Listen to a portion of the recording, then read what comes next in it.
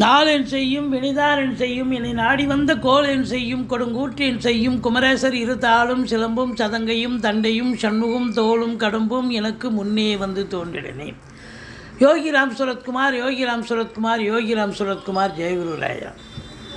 ஓம் சுதர்சனாய வித்மகே மா ஜ்வாலாய தீமகே தன்னை சக்கர பிரச்சோத்யார். ஹரிநாராயண துரித நிவாரண பரமானந்த சதாசிவ சங்கரன். உலகெங்கிலும் வாழ்ந்து கொண்டிருக்கும் கடவுள் அருள் டிவி நேயர்களுக்கு டாக்டர் சைதை ராஜாவின் அன்பான வணக்கங்கள். நாம் இப்பொழுது இந்த எபிசோடில் தமிழ் மாதம் ஆவணி மாத ராசி பலன்களை சொல்ல இருக்கிறோம். மொத்தம் 31 நாட்கள் உள்ளடக்கியது. 17/8/2024 முதல் 16/9/2024 வரைக்கும் வாக்கிய பஞ்சாங்க அடிப்படையில் கிரகங்கள் ஒவ்வொரு ராசிக்கும் எப்பேற்பட்ட பலனை வழங்கப் போகிறது என்பதை பார்க்கலாம் வாங்க. ஆவணி 3 பௌர்ணமி திதி, ஆவணி 17 அமாவாசை திதி வருகிறது. வாங்க. கன்னி ராசி காலபுருஷனுக்கு 6வது ராசி. உத்திரம் 2, 3, 4 பாதங்கள், அஸ்த நட்சத்திரம், சித்திரை 1, 2 பாதங்கள் உள்ளடக்கியது. புத பகவான் ஆட்சி உச்சம் பெறும் வீடு. இப்பொழுது புத பகவான் முதல் 15 நாள் 11ஆம் இடம் கடகத்திலும், அடுத்த 15 நாள் 12ஆம் இடத்தில் சிம்மத்திலும் சஞ்சாரம் செஞ்சு பலனை தருகிறார். மற்ற கிரகங்கள் எப்படி அப்படின்னு பார்த்தீங்கன்னா, 4க்கும் 7க்கும் உடைய குரு பகவான் 9ஆம் இடத்தில் இருக்கிறார். இது சிறப்பு. 10 குடையவனை பார்த்தோம். ராகு 7 இருக்கார், சனி பகவான் 6 இருக்கார். இப்படி கிரகங்களுடைய சஞ்சார நிலை மிக சிறப்பாக இருப்பதால் இந்த கன்னி ராசியில் பிறந்த அன்பர்களுக்கு இந்த தமிழ் மாதம் ஆவணி மாதம் எப்பேற்பட்ட பலனை வழங்கப் போகிறது என்பதை பார்க்கலாம் வாங்க. ராசிநாதன் 11ஆம் இடத்தில் இருப்பது மிக மிக சிறப்பு. எந்த ஒரு கிரகமும் 11ல் இருந்தால் அளப்பரிய பலனை தரும்னு சொல்லுவாங்க. அதுவும் ராசிநாதன் இருந்தால் இன்னும் சொல்லவே தேவை. எந்த ஒரு விஷயமும் தங்கு தடையின்றி நிறைவேறும். 11 என்பது எண்ணிய செயல் நிறைவேறுதல், தொட்டதெல்லாம் லாபம் வருதல். ஏற்கனவே எப்போ செஞ்சு வச்ச ஒரு விஷயம் இப்போ சக்ஸஸுக்கு வரும், முடிவுக்கு வரும், நல்லா சக்ஸஸ் ஆகி. சரி, 12ஆம் இடத்தில் இருந்தால் செலவுகள் ஏற்படும். அது சுப செலவாக இருக்கலாம், அசுப செலவாக இருக்கலாம். தேக ஆரோக்கிய குறைவு கூட ஏற்படலாம். மற்றபடி உங்களுக்கு ராசியை குரு பார்க்குறது பெரிய பிளெஸ்ஸிங். ராசியை குரு பார்க்குறார். ராசிநாதன் 11 15 நாள் இருக்கார். இது அருமையான ஒரு சூழலுங்க. கௌரவம், புகழ், அந்தஸ்து, செல்வம், செல்வாக்கு, தன்னம்பிக்கை ஏற்படக்கூடிய ஒரு நிலை. ஏற்கனவே இந்த கன்னி ராசியில் பிறந்தவங்க ரொம்ப அறிவு ஜீவிகள், நேரத்துக்கு தகுந்த மாதிரி தன்னை மாற்றிக்கொள்ளக்கூடியவர்கள், காரியவாதிகள். அதுலேயும் குரு பார்க்குது, ராசிநாதன் 11ல் இருக்கார் அப்படின்னு சொன்னால் வெற்றி ஒன்றையே பெறக்கூடிய ஒரு தருணம் இந்த மாதம்.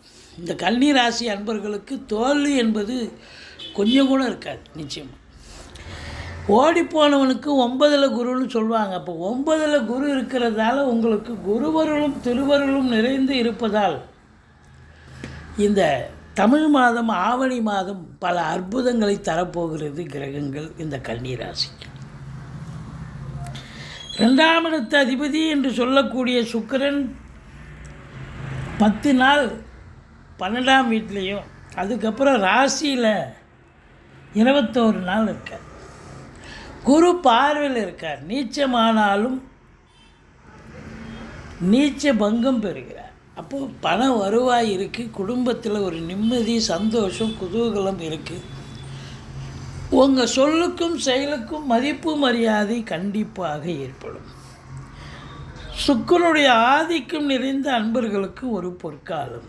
சினிமா மற்றும் தொலைக்காட்சி பிரிவில் பணியாற்றக்கூடிய சுக்கிரன் சம்பந்தப்பட்ட தொழில்நுட்ப வல்லுநர்கள், அதாவது எல்லோருக்குமே சிறப்பான காலம்.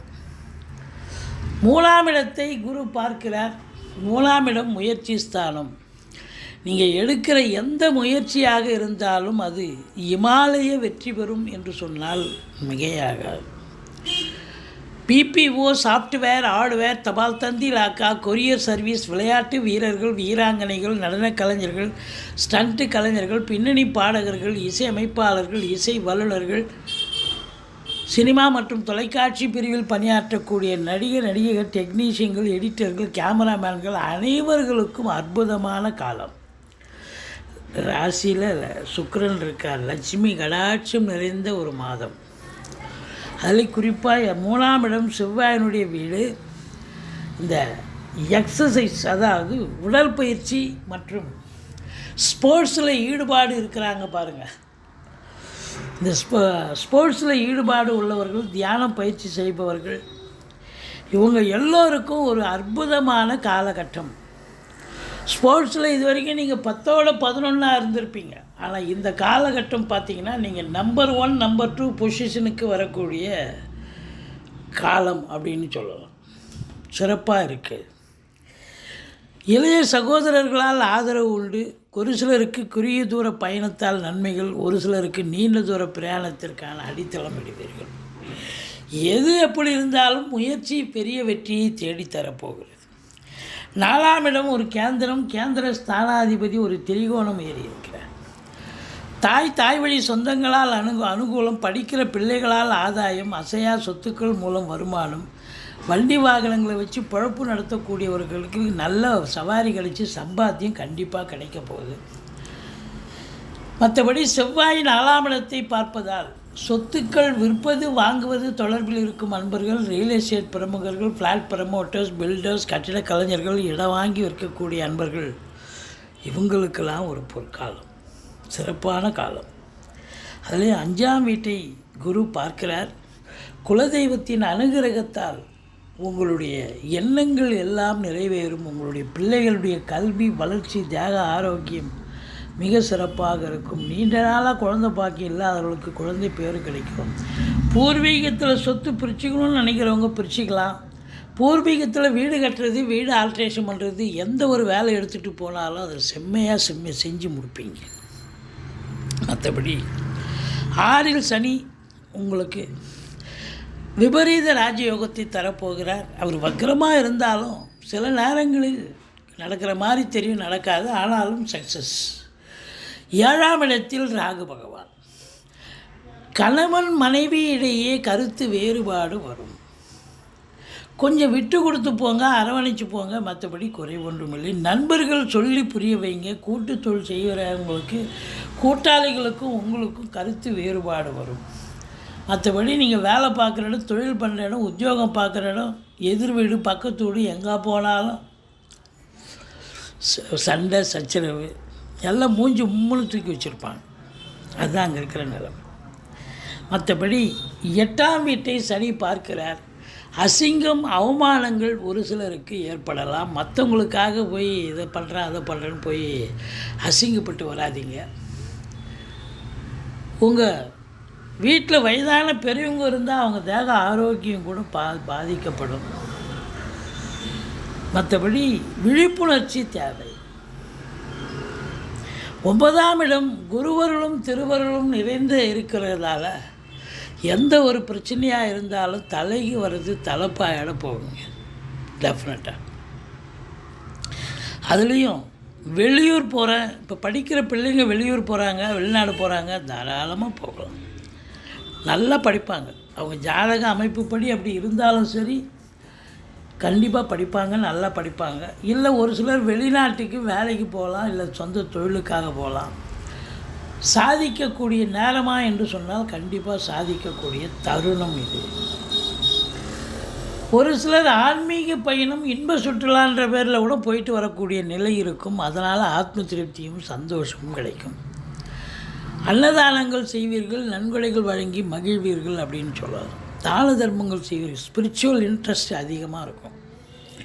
மற்றபடி 10ஆம் இடத்துல செவ்வாய் 21 நாள் இருக்கார்.